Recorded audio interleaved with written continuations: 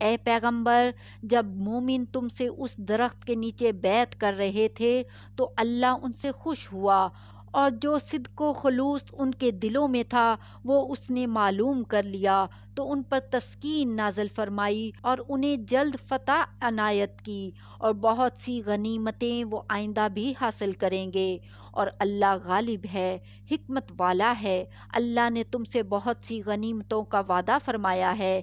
کہ تم ان کو حاصل کرو گے،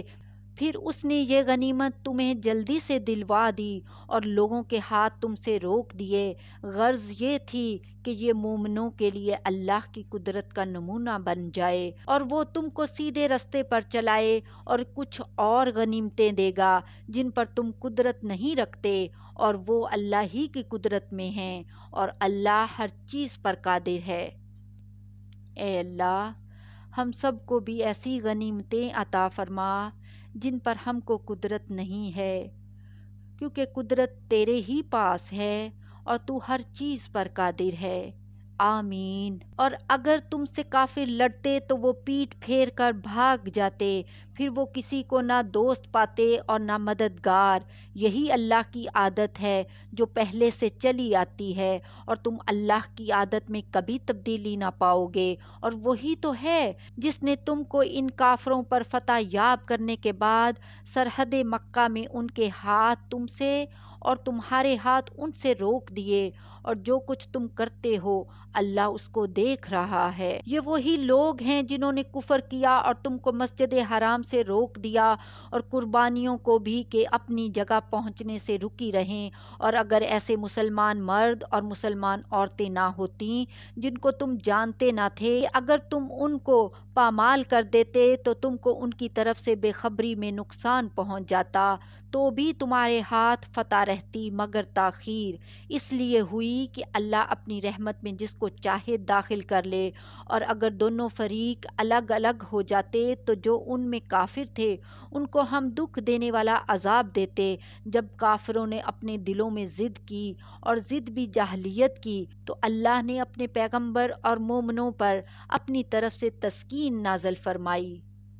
اور ان کو پرہیزگاری کی بات پر قائم رکھا، اور وہ اسی کے مستحق اور اہل تھے، اور اللہ ہر چیز سے خبردار ہے۔ بے شک اللہ نے اپنے پیغمبر کو سچا اور صحیح خواب دکھایا تھا کہ تم انشاءاللہ مسجد حرام میں اپنے سر منڈوا کر یا اپنے بال ترشوا کر امن و امان سے داخل ہوگے،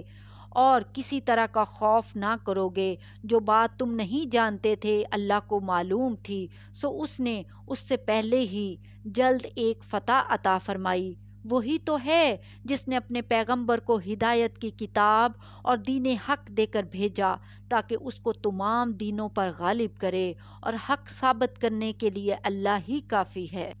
محمد صلی اللہ علیہ وآلہ وسلم اللہ کے پیغمبر ہیں، اور جو لوگ ان کے ساتھ ہیں وہ کافروں کے مقابلے میں تو سخت ہیں اور آپس میں رحم دل۔ اے دیکھنے والے، تو ان کو دیکھتا ہے کہ اللہ کے آگے جھکے ہوئے سربسجود ہیں اور اللہ کا فضل اور اس کی خوشنودی طلب کر رہے ہیں۔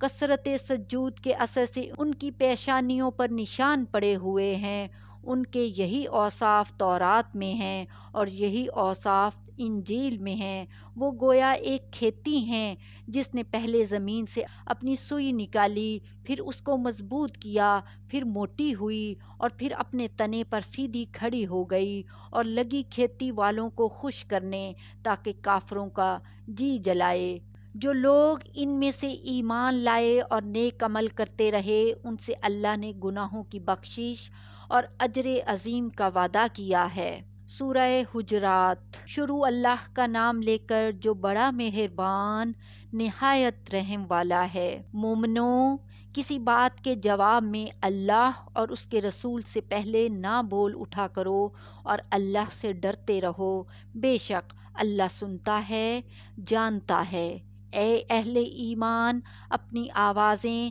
پیغمبر صلی اللہ علیہ وآلہ وسلم کی آواز سے اونچی نہ کرو، اور جس طرح آپس میں ایک دوسرے سے زور سے بولتے ہو اسی طرح ان کے روبرو زور سے نہ بولا کرو، ایسا نہ ہو کہ تمہارے اعمال ضائع ہو جائیں اور تم کو خبر بھی نہ ہو۔ جو لوگ اللہ کے پیغمبر صلی اللہ علیہ وآلہ وسلم کے سامنے دبی آواز سے بولتے ہیں، اللہ نے ان کے دل کو تقوی کے لیے جانچ لیا ہے، ان کے لیے بخشش اور اجر عظیم ہے۔ اے نبی صلی اللہ علیہ وآلہ وسلم، جو لوگ تم کو حجروں کے باہر سے آواز دیتے ہیں ان میں اکثر بے عقل ہیں، اور اگر وہ صبر کیے رہتے یہاں تک کہ تم خود نکل کر ان کے پاس آتے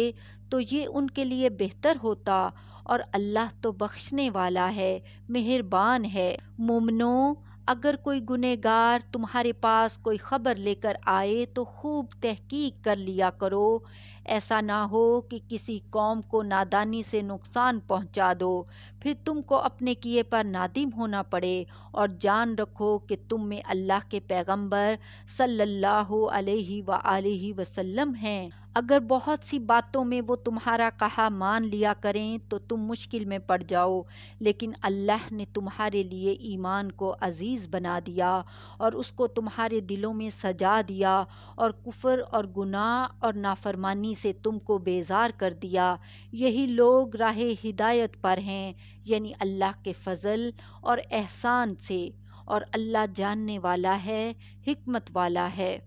اور اگر مومنوں میں سے کوئی دو فریق آپس میں لڑ پڑیں تو ان میں صلح کرا دو، پھر اگر ایک فریق دوسرے پر زیادتی کرے تو زیادتی کرنے والے سے لڑو، یہاں تک کہ وہ اللہ کے حکم کی طرف رجوع لائے۔ پس جب وہ رجوع لائے تو دونوں فریق میں عدل کے ساتھ صلح کرا دو اور انصاف سے کام لو کہ اللہ انصاف کرنے والوں کو پسند فرماتا ہے۔ مومن تو آپس میں بھائی بھائی ہیں تو اپنے دو بھائیوں میں صلح کرا دیا کرو، اور اللہ سے ڈرتے رہو تاکہ تم پر رحمت کی جائے۔